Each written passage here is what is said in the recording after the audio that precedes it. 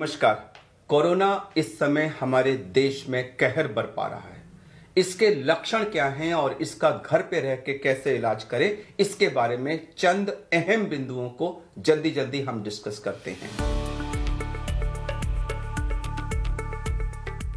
सबसे पहली चीज, इसके लक्षण क्या हैं। सबको मालूम है कि यह बुखार से प्रेजेंट करता है, लेकिन इस समय कई लोगों में पहला सिम्टम बुखार नहीं होता है। नाक बहना, आंख लाल हो जाना, गले में खराश होना, जुकाम जैसे सिम्टम होना, हेडेक होना, बॉडी एक होना या बदन टूटा टूटा सा लगना, नौशिया, वॉमिटिंग, डायरिया, रैशेस पर जाना, इस तरह के भिन्न भिन्न सिम्टम्स से इस समय ये कोविड शुरू हो रहा है। और कुछ लोगों में बाद में बुखार आता है, कुछ लोगों में बहुत हल्का सा आता है।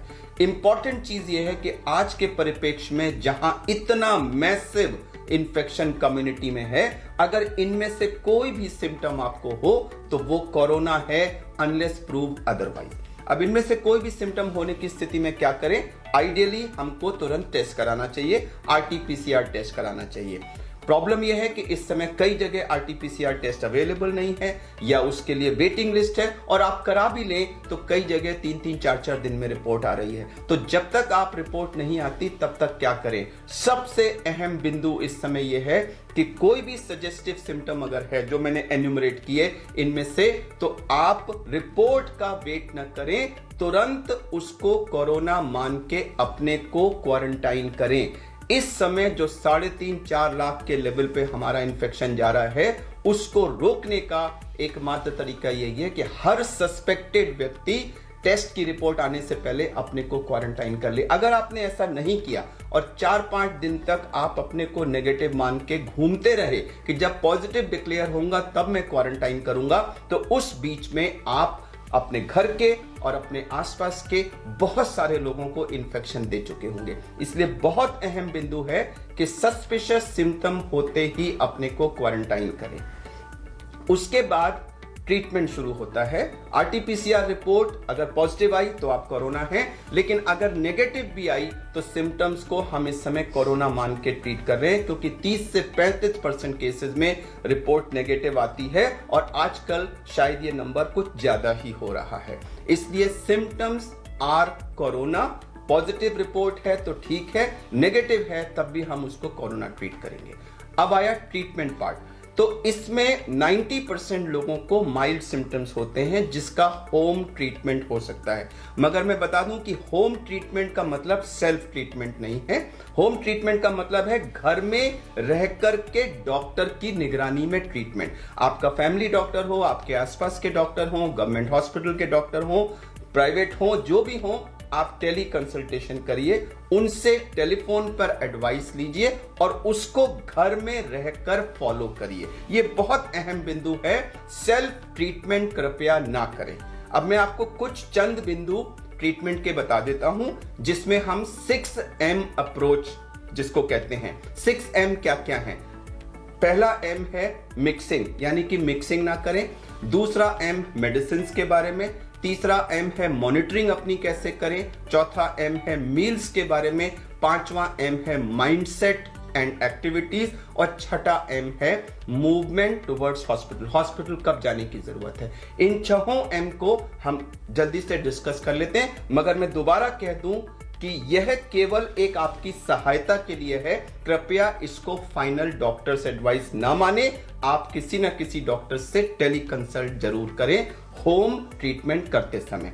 पहला मिक्सिंग, जैसा कि मैंने कहा, सस्पिशियस सिम्टम आते ही अपने को घर वालों से अलग करें, उनके साथ मिक्स ना करें, नहीं तो आप उनको भी इन्फेक्ट करेंगे। अगर आपके घर में कई कमरे हैं तो एक कमरा जिसमें अटैच्ड बाथरूम है वो आप चुनिए, उसके अंदर अपने को बंद कर लीजिए। जो दरवाजा बाकी घर की तरफ खुलता है उसको बंद कर दीजिए। अगर उस कमरे में बाहर में खुलने वाली खिड़कियां हैं तो उनको खोल दीजिए। बाथरूम का एग्जॉस्ट ऑन कर दीजिए। इससे आपके सांस से निकलने वाली जितनी भी हवा है, जो एरोसॉल है, वो घर की तरफ जाने की जगह वो बाहर चला जाएगा और घर वालों को संक्रमण का चांस कम हो जाएगा।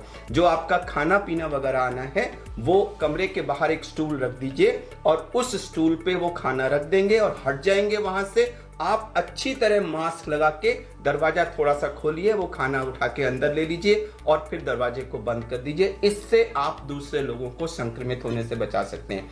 अब अगर आपके कमरे में, घर में थोड़े से कमरे हैं, तो स्पेशली अगर आपके घर में वृद्ध दादी, बाबा, नानी, नाना ऐसे लोग हैं, तो उनको अगर संभव हो तो किसी दूसरे घर में भेज दीजिए, क्योंकि अगर आप उसी कमरे में उन लोगों के साथ रहे तो उनको संक्रमण जरूर हो जाएगा। तो जैसे भी हो अपने को क्वारंटाइन करें, अपने को आइसोलेट करें और घर वालों के साथ मिक्सिंग ना करें। इससे हम कोरोना के चेन को, संक्रमण की चेन को तोड़ेंगे। ये था पहला बिंदु, मिक्सिंग।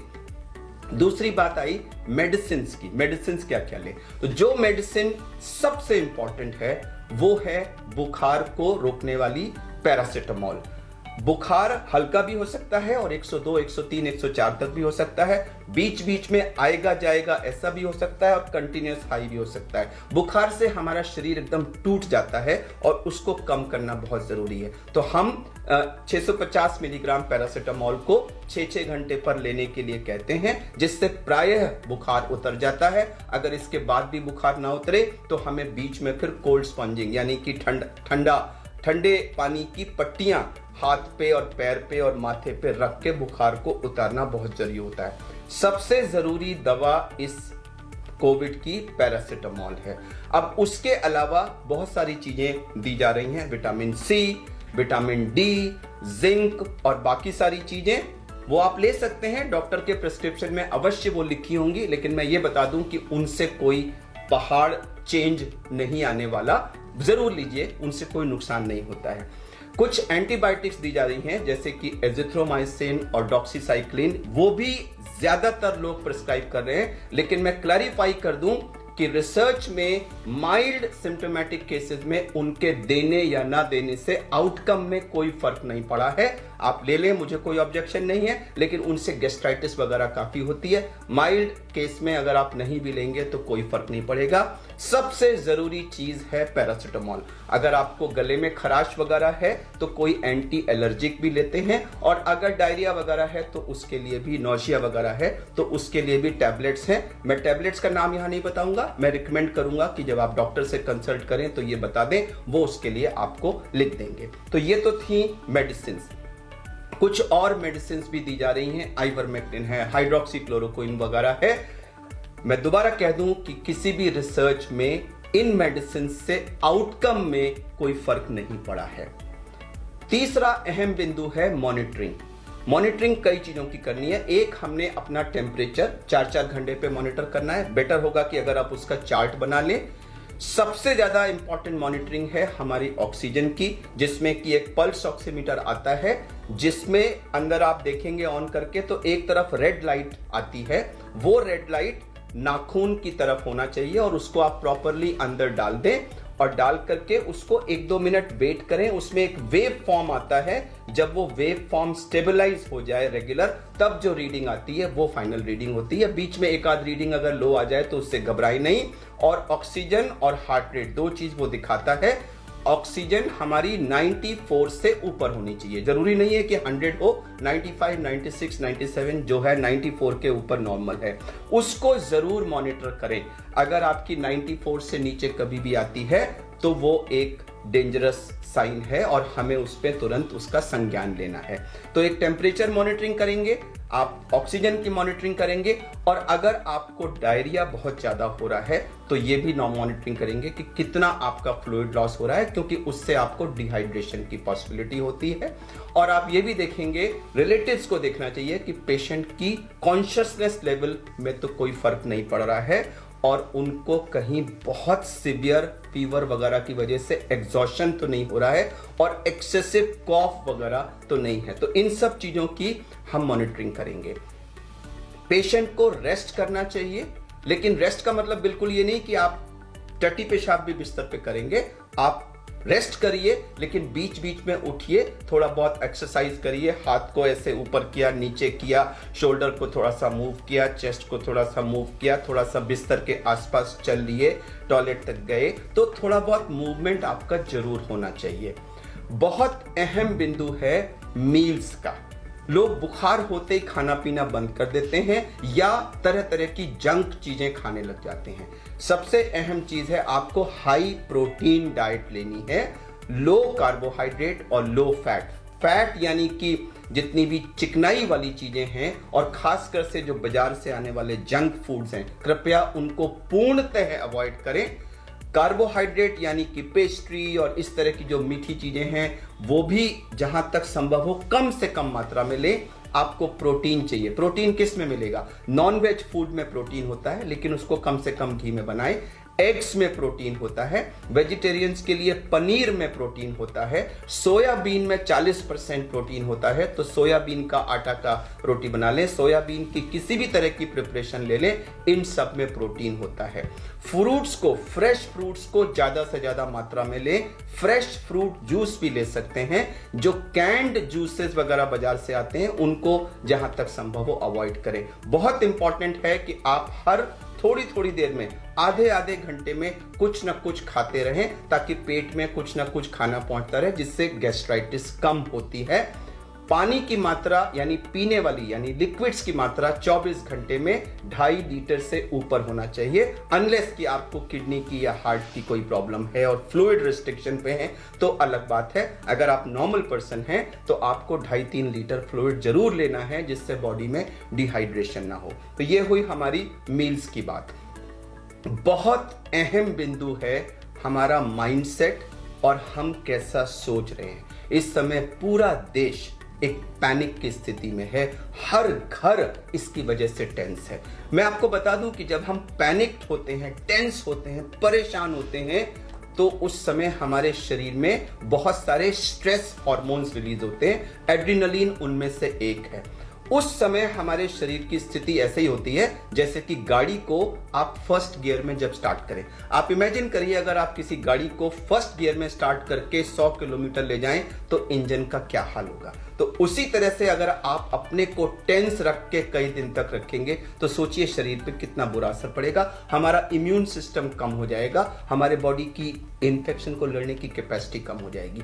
तो कृपया अपने को रिलैक्स करिए, कुछ रिलैक्सेशन एक्सरसाइज करिए, योगा वगैरह करना चाहें तो वो करिए और माइंड सेट पॉजिटिव करिए कि this shall also get over. यह समय भी निकल जाएगा, यह समय भी निकल जाएगा। जिस भी भगवान या जिस भी गॉड को आप मानते हैं उसकी प्रार्थना करिए, थोड़ा सा पूजा पाठ करिए, रिलेटिव से बातें करिए, कुछ न्यूज़पेपर पढ़िए, जो म्यूजिक आपको पसंद है वो सुनिए, लेकिन ध्यान को डाइवर्ट करके अपने को पैनिक नहीं रखना है।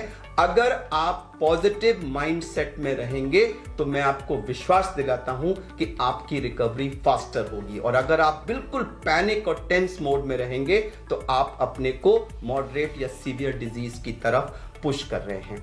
अब आखिरी बिंदु आया कि रेड फ्लैग यानी डेंजर साइंस क्या क्या हैं और किस स्थिति में हमें होम केयर को अबैंडन करके अस्पताल भागने की जरूरत है।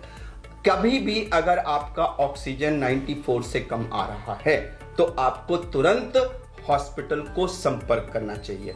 इसका मतलब ये नहीं कि आप 93 आया तो पैनिक करके भागें। अगर 94 से कम हो रहा है तो अस्पताल में बेड अरेंज कराने की प्रक्रिया शुरू करा दें। अगर कम होता है तो उस समय सेल्फ प्रोनिंग हम तुरंत कर सकते हैं, जिससे हमारा ऑक्सीजन लेवल बढ़ जाता है, और उसके बाद ऑक्सीजन अगर घर में हो सकती है तो उसका इंतजाम करिए, और इन द मीन टाइम आप अस्पताल जाने की प्रक्रिया शुरू करिए। ऑक्सीजन कम होना, continuous fever, excessive coughing, exhaustion, severe diarrhoea और ऑल्टरेशन इन सेंसोरियम, तो ये 6 रेड फ्लैग साइंस यानी खतरे के लक्षण हैं। इनमें से कोई भी अगर दिखता है तो आप होम आइसोलेशन को अबैंडन करके आपको तुरंत अस्पताल जाने की जरूरत है। तो ये हमने कुछ चंद उपाय बताए हैं, लेकिन अंत में मैं दोबारा ये कहना चाहूंगा कि ये वीडियो डॉक्टर की एडवाइस या रिप्लेसमेंट नहीं है, ये केवल आपकी मदद के लिए है। होम आइसोलेशन का मतलब सेल्फ ट्रीटमेंट नहीं है। होम आइसोलेशन का मतलब है किसी डॉक्टर की टेली कंसल्टेशन के अंडर में घर में स्वयं ट्रीटमेंट। इसमें बताई गई बातें आपको होम ट्रीटमेंट में थोड़ा सा मदद करेंगी। सुनने के लिए धन्यवाद। आपकी जल्दी रिकवरी की कामना करते हुए आपको नमस्कार।